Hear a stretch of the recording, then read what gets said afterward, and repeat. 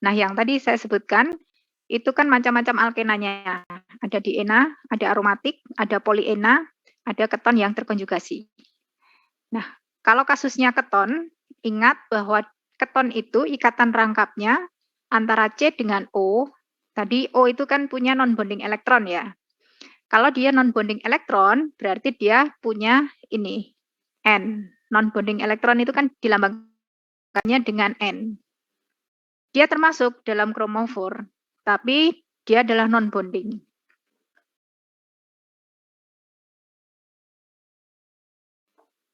Nah, kemudian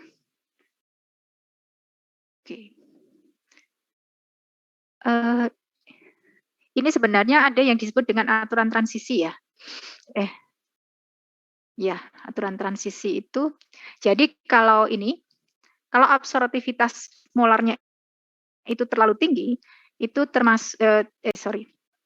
kalau absorptivitas molarnya itu tinggi, itu termasuk dalam transisi yang diperbolehkan. Tapi kalau absorptivitas molarnya itu rendah, dia termasuk dalam transisi yang istilahnya itu tidak diperbolehkan atau tidak diizinkan. Tapi lebih gampang disebut dengan forbidden, terlarang lah. Oh, istilahnya terlarang, transisi terlarang. Diterjemahkannya dalam bahasa Indonesia itu forbidden itu benar-benar diterjemahkan langsung menjadi transisi terlarang. Oke, kenapa terlarang? Nanti kita lihat di belakang. Nah, ini yang tadi saya sampaikan. Diagram tingkat energinya seperti ini. Kemudian yang HOMO itu ini. HOMO tadi kan highest occupied ya. Berarti orbital molekul tertinggi yang masih ditempati oleh molekul itu. Kalau LUMO kan orbital molekul terendah yang unoccupied. Jadi tidak ditempati.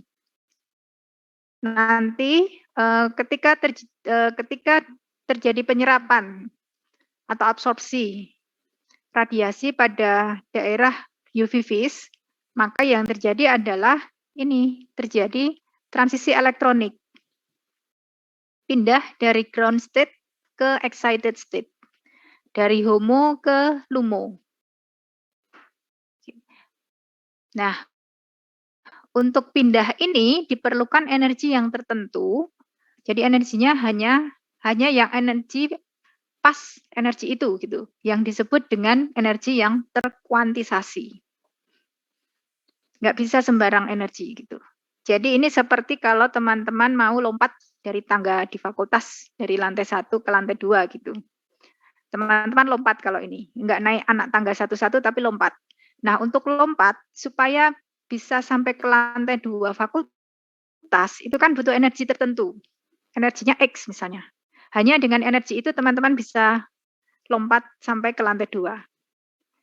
Energi inilah yang disebut tadi tertentu atau istilah dalam spektrum itu terkuantisasi. Nah, setiap senyawa itu punya energi yang tertentu untuk dia bisa tereksitasi. Itulah mengapa UV vis bisa digunakan untuk mengenali atau mengetahui apakah terjadi transisi elektronik. Karena sifatnya yang tadi, energinya kan tertentu, terkuantisasi.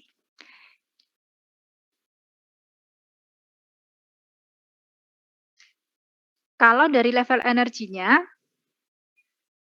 yang paling rendah itu yang sigma bonding, kemudian pi bonding, kemudian yang N atau non bonding, kemudian pi anti bonding, dan sigma anti bonding. Jadi ini urutan energinya seperti ini. Kemudian ini adalah transisi yang mungkin terjadi. Jadi dari N ke pi anti bonding, pi ke pi, N ke ini, dan seterusnya. Tapi coba teman-teman perhatikan yang ini, dari sigma ke sigma anti bonding. Ini adalah diagram energi ya. Jadi panah ini menunjukkan diagram energi. Dari berbagai macam transisi ini, mana yang energinya paling besar? Yang dia butuh energi paling besar untuk bisa lompat. Yang mana? Transisi yang mana? Sigma ke sigma bintang, Bu. Ya, betul. Nah, sigma ke sigma bintang ini, karena energi yang dibutuhkan itu besar sekali, dia di beberapa literatur disebutkan termasuk yang forbidden. Jadi transisinya terlarang. Oke, jadi nanti kita hanya akan bermain-main dengan ini transisi yang diizinkan saja. Yang diizinkan itu ya ini, yang 5 yang di sebelah kirinya. Jadi kalau sigma ke sigma antibonding itu termasuk yang forbidden.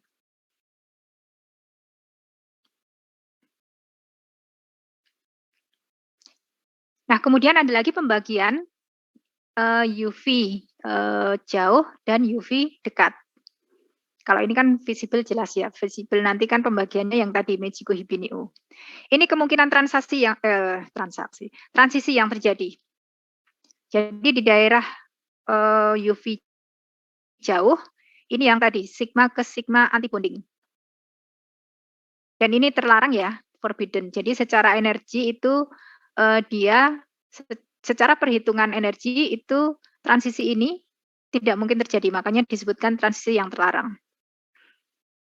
Kemudian, nah di perbatasan ini 200 itu ada transisi N ke sigma antibonding, P ke P antibonding.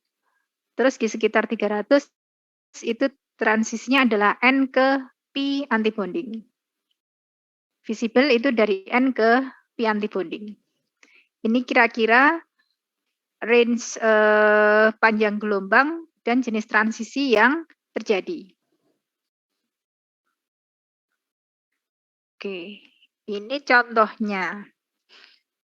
Jadi beberapa senyawa yang mengalami transisi elektronik sebagaimana disebutkan di sini itu kalau sigma itu biasa alkana contohnya, kalau sigma ke pi karbonil. Karbonil itu apa sih sebenarnya? Senyawa apa sih karbonil itu? Masih ingat nggak? Jangan-jangan saya nyebut karbonil masih asing gitu. Karbonil itu apa? Ikatannya antara apa dengan apa kalau karbonil?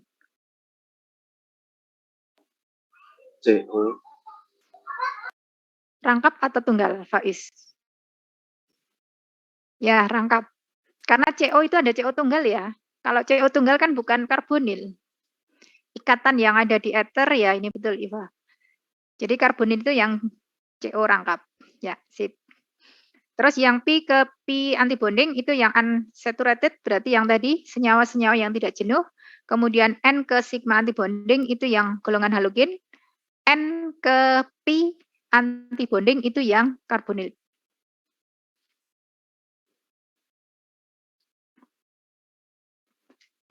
Oke. Ini adalah data. Ya, ini jadi berdasarkan data ya.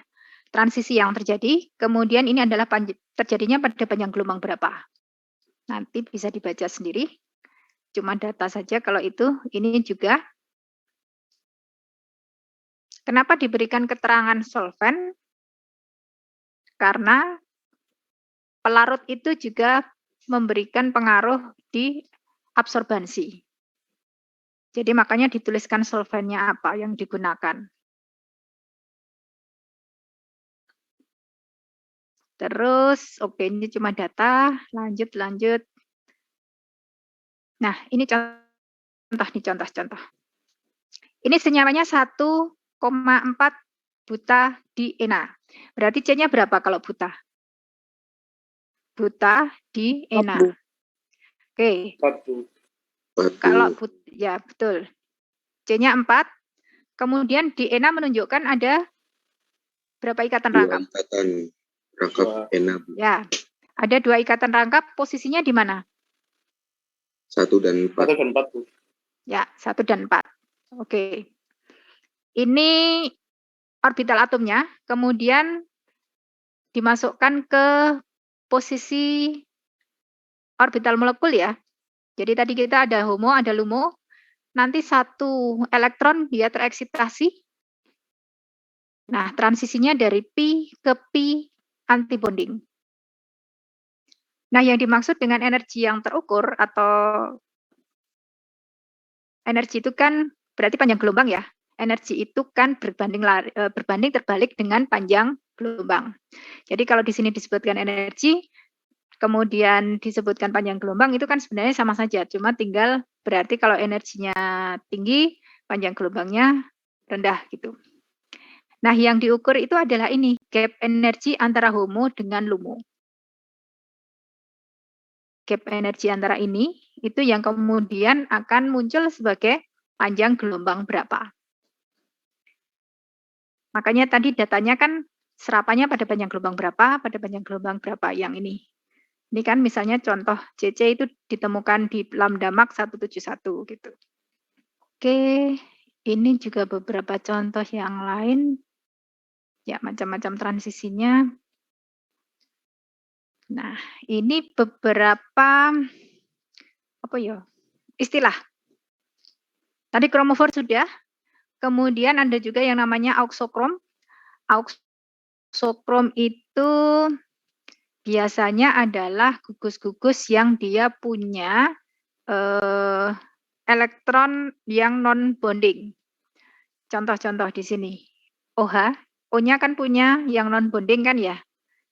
NH, N itu kan selalu digambarkan ada titik. Ada non-bonding elektronnya. Oke.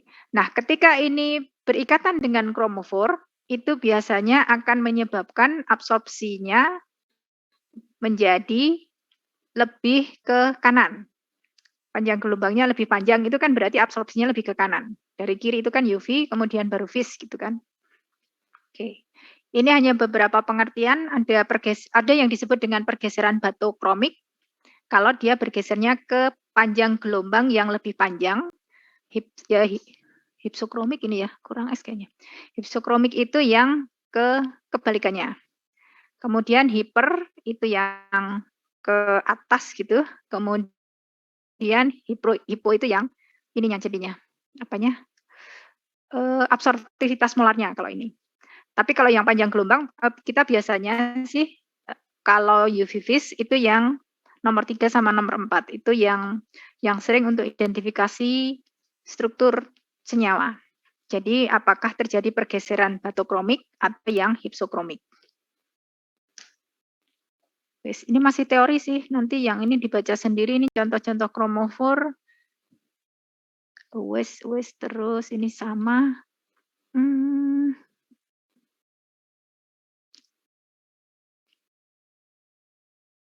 Oke. Sudah. Ini efek-efek, jadi ini menjelaskan efek-efek substituen ya. Oke. Nah, ini tadi.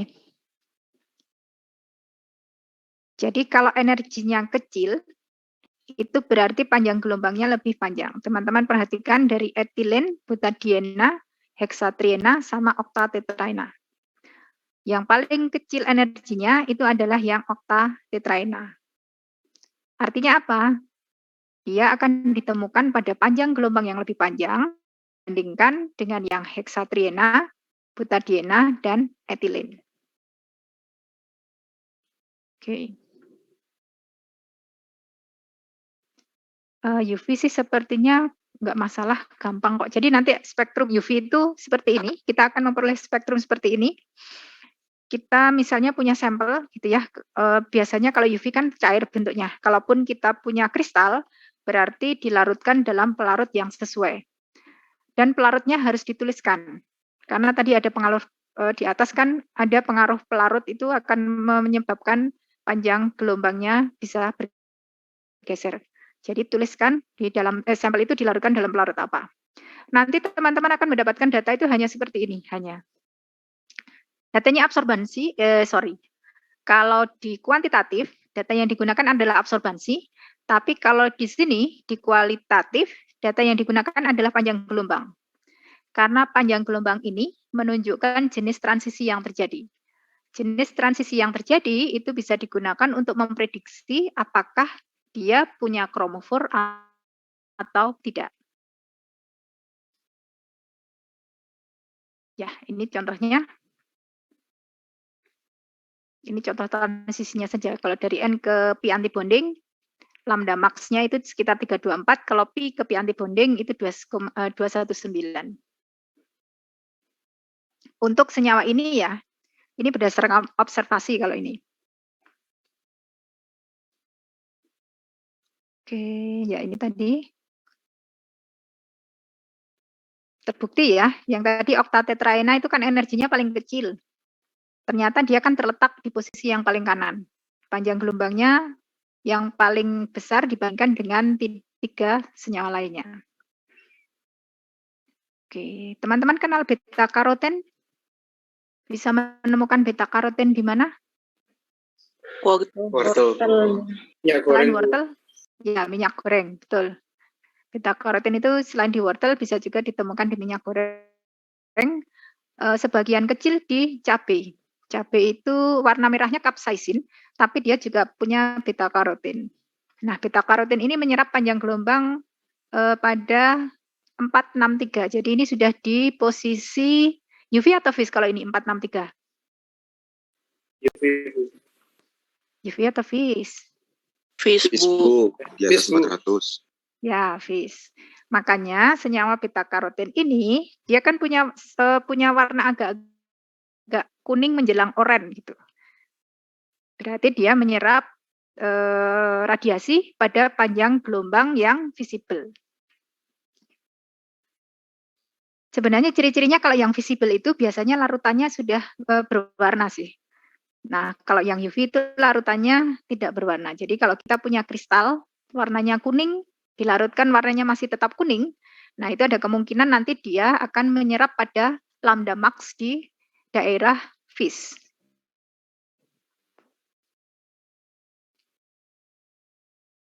Oke, ini contoh. Misalnya kita dapat spektra seperti ini. Sayang spektranya kecil, tapi kelihatan ya ada 3 pita. Kalau ini kita bukan menyebut peak, tapi band. Jadi kalau di UV vis kita menyebutnya band karena di sini ini sebenarnya tersusun atas kumpulan-kumpulan apa jenenge panjang gelombang gitu. Makanya disebutnya pita. Tapi kalau GC, kalau kromatografi ya, GC atau spilasi, kita menyebutnya peak. Oke, di sini ada 3 band. Nah, ini posisinya 140 nanometer, 185, 270.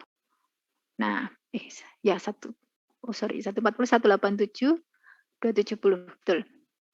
Nah, kemudian ini transisi yang mungkin terjadi. Sigma ke sigma antibonding, pi ke pi antibonding, N ke pi antibonding. Jadi nanti teman-teman ketika mendapatkan spektrum UV, teman-teman nanti akan diminta untuk memprediksikan transisi apa yang terjadi. Gitu. Kalau yang ini sigma ke sigma antibonding, ini kan termasuk yang forbidden. Larang kan tadi ya. Oke, ini juga cuma contoh. Sama contoh juga 171. Ya. Kira-kira itu gampang kan kalau UV? UV sih masih gampang. Masih oke. Ada pertanyaan sampai di sini? Jadi kalau di kuanti, data yang digunakan, datanya sama ya. Data UV itu tetap, tak tunjukin mana data UV-nya yang jelas tadi yang ini. Data UV yang akan teman-teman peroleh itu yang iki loh, nanti mau. Nih. Panjang gelombangnya berapa, absorbansinya berapa. Cuma nanti ketika analisis kuanti yang akan digunakan adalah absorbansinya. Kalau kita di kualitatif, kita melihat panjang gelombangnya berapa. Jadi absorbansi maksimum atau lambda max itu kan panjang gelombang di mana absorbansinya maksimum. Jadi yang maksimum itu absorbansinya sebenarnya. Oke, lambda max-nya itu berapa? Nah, kemudian dari lambda max ini kita bisa memprediksikan apakah senyawa yang kita analisis itu memiliki gugus kromofor. Jadi datanya sama. Maksud saya data UV itu ya seperti ini, cuma nanti penggunaannya kalau mau analisis kuanti ya berarti pakai data yang absorbans, kalau kuali berarti pakai yang panjang gelombang.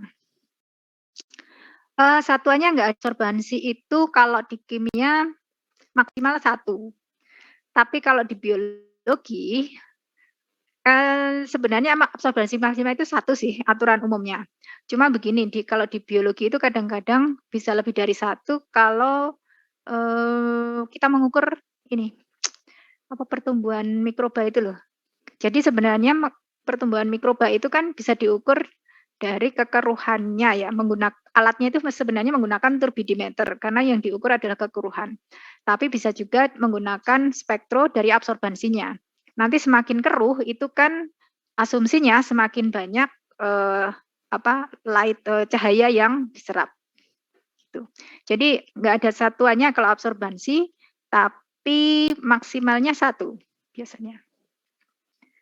Kalau menurut Lambert-Beer, besok kan akan dijelaskan. Jadi nanti ada penyimpangan Lambert-Beer itu bagaimana, kemudian apa yang perlu dilakukan. Kalau misalnya teman-teman mendapati ketika mengukur itu absorbensinya ternyata lebih dari satu.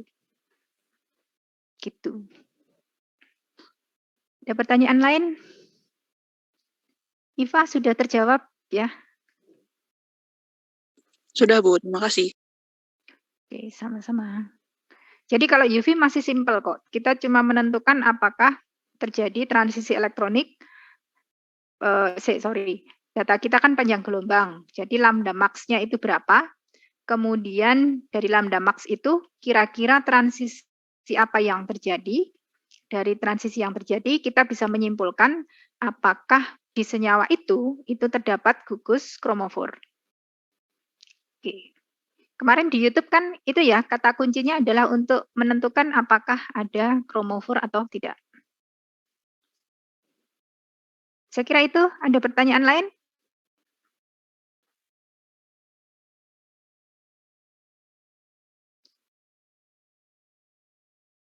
Kalau tidak ada, sebentar, saya kayaknya punya PR deh, tapi lali PR-nya apa? Oh, yang tadi itu, gigi. Teman-teman nanti membuat ini ya.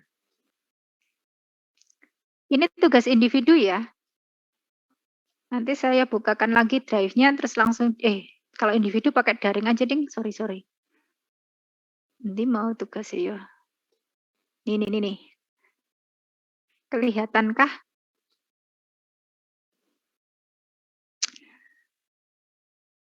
Ini kan ada diagram tingkat energi ya, teman-teman. Jadi, saya minta tolong teman-teman membuktikan bahwa transisinya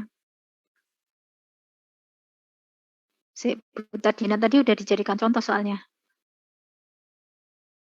Transisinya etilen itu akan membutuhkan energi yang lebih kecil dibandingkan butadiena, dan transisinya heksatriena itu akan lebih tinggi, akan butuh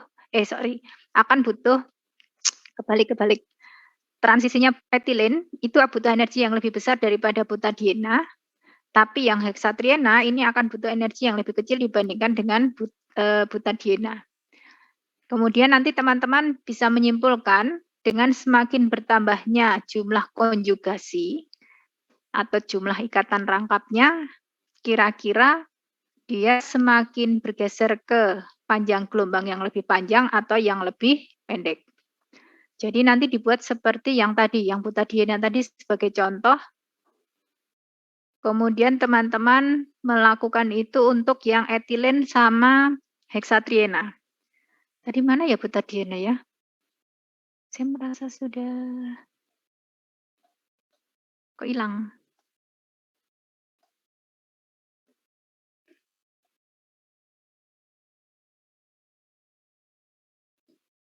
Bukan ini.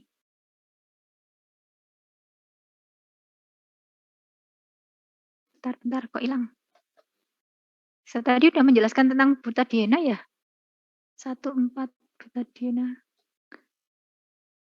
Oh iya, bukan. Tak urut ke. Oh ini. Jadi teman-teman nanti membuat diagram tingkat energi. Ini kan contohnya sudah ada. Ini untuk 1,3 butadiena. Teman-teman membuat untuk yang etilen sama yang heksatriena. Yang etilen itu ikatan rangkapnya kan berarti 1. yang heksatriena itu berarti karena dia tri, ikatan rangkapnya ada 3. Nanti teman-teman buat seperti ini ya. Jadi dia nanti kecoret. Buat dulu orbit atomnya, kemudian dimasukkan ke posisi orbital molekulnya. Kemudian tentukan homolumonya yang mana. Nah, setelah itu jangan lupa tentukan ini, gap energinya. Dan transisi yang mungkin terjadi. Transisinya dari mana ke mana. Atau dari apa ke apa.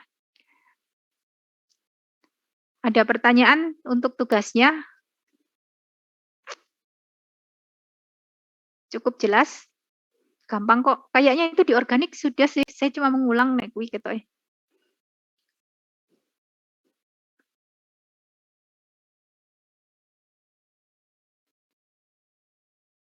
Ya, betul. Ini ada yang post di box IVA ya. Jadi teman-teman membuktikan bahwa energi transisi etilen itu lebih besar. Ini etilennya kurang A ya, butadien. Kalau bahasa Indonesia itu harus pakai AA gitu ya. Akhiran A-nya jangan ditinggal ya IVA ya. Heksatriena, butadiennya. Tuh. Oke. Nanti dibuat persis seperti ini ya, supaya kelihatan orbital molekulnya gimana, kemudian orbital atom orbital atom, kemudian orbital molekul, kemudian ini setelah dia tereksitasi. Oke. Nggak ada pertanyaan untuk tugasnya. Saya lanjut ke Nurul Intan. Oke, slide yang menentukan jenis transisi. Sebentar, ini ya. Maksudnya ini bukan Nurul. Nurul mana ya?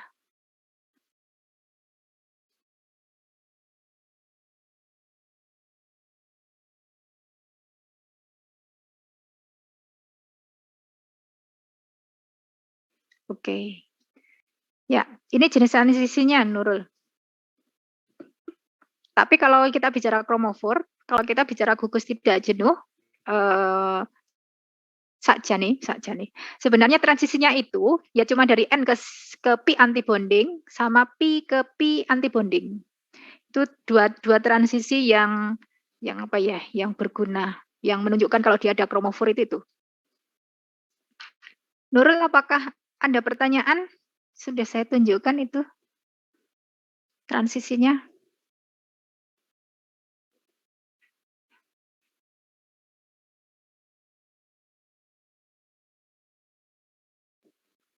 Nggak ada?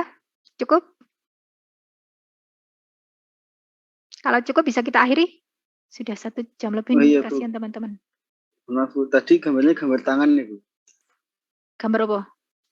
Gambarnya. Oh iya, kan kita mau melatih supaya tangannya bisa menulis dengan indah. Nanti lupa nulis nanti kalau nggak pernah nulis itu.